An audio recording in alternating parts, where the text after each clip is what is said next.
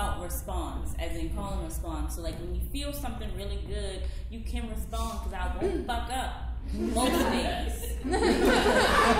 So for instance, if you feel something I say and it sounds really good, you can snap like this. Like go ahead and do it with me. All right. And if it feels really good, like your mama felt it, your mama's mama felt it, it was so dope, you can snap and go, so let's try that. All things are welcome. You can throw money. No. So this poem I wrote after the uprising because I realized that I didn't do my laundry that whole week. And I was like, damn, being an activist is hard. Like, nobody tell you this shit when you read history books and shit. Like, oh, they marching. But you still gotta make dinner when you get home. And that shit is a lot. Gotta cut the peppers and the onions. It's like, couldn't do it. So I wrote this poem called A Note on Self-Love in the Midst of Systematic Hate to speak to that really human part of ourselves that sometimes we don't pay attention to when we're so busy fighting for the rest of the world. A note on self-love in the midst of systematic hate. When you experience microaggressions at a predominantly white institution, you will be tempted to go to Starbucks, stare at a random white person sideways for the rest of the day.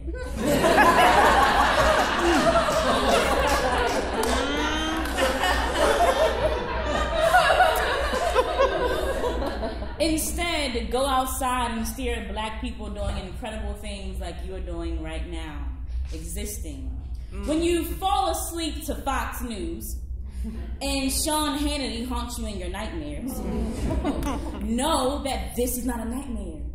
He is really haunting you, but usually you are awake. Solution, change the channel or don't watch Fox News. Side note, there is still Don Lemon. When your tongue feels like derision in your mouth, and hearing yourself speak English feels like self-colonization, say Ashe or Asante Sana to put the vibration of yourself back into your body. It has been centuries since you heard the sound of your mother. She begs for you within her cracks, bearing fufu in a bucket of fresh water. When you wake up to a good morning text from Bay, and another video of police brutality on your timeline, you may not be able to eat breakfast after seeing yourself be murdered over and over again, so allow yourself time to cry. Time to think of a political agenda, time to brush your teeth, and then text Bay back. When there's a funeral, do not automatically associate blackness with death. Instead, associate it with rebirth. When someone attempts to tell you to hate yourself during dinner, it will sound like, well, why did he run? Do not hate them, but do not pay for their dinner either. Teach them how to stare into midnight to appreciate darkness. Be advised that hate is a toxic substance, and you will need 2 sets of gloves and a painful smile to begin extracting it. You might want to order yourself another bottle of wine.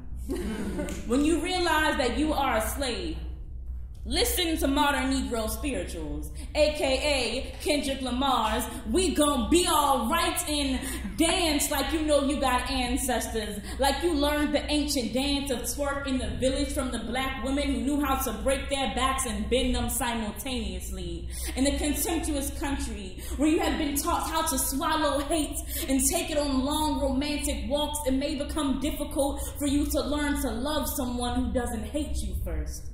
So relearn love like it's a language, like it's the sound of resistance that I will not die. See, eating kale salad is proof. Going to see my therapist is proof. Getting a massage is proof that I will survive, because black self-care is political warfare. Cuddling while watching Netflix is black liberation. Because in order to steady your gun, you got to be relaxed. And when your city protests, media ratings will increase because protesting is good business. From this, you will learn that not all protests are physical.